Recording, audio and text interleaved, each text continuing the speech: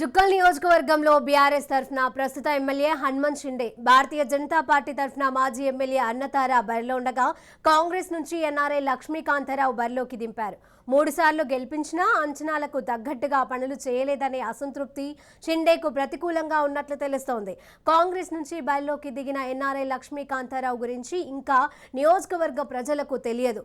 బాల్కొండ నియోజకవర్గంలో బీఆర్ఎస్ నుంచి మంత్రి వేముల ప్రశాంత్ రెడ్డి, బీజేపీ అభ్యర్థిగా ఆయన మేనత్త ఏలేటి అన్నపూర్ణమ్మ పోటీ చేస్తున్నారు.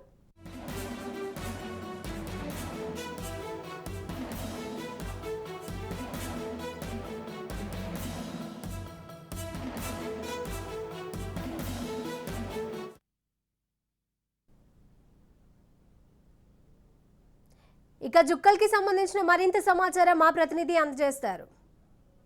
నుంచి కూడా అటు గతంలో 3 పర్యాయాలు గెలిచిన హనుమంత్ షిండే మరోసారి టికెట్ దక్కించుకొని 4వసారి కూడా గెలిచేందుకు ప్రజల్లోకి వెళ్తున్నారు. అయితే గత 4 సార్లు గెలిచినప్పటికీ కూడా స్థానికంగా ఎలాంటి అభివృద్ధి జరగలేదన్న విమర్శలు అపవాదులు ఉన్నాయి. అలాగే గ్రామాన అటు ప్రజల్లోకి వెళ్తున్న తరుణంలో అటు గ్రామాన కూడా చాలామంది కూడా అడ్డుకుంటున్న పరిస్థితి మాత్రం కనిపిస్తుంది.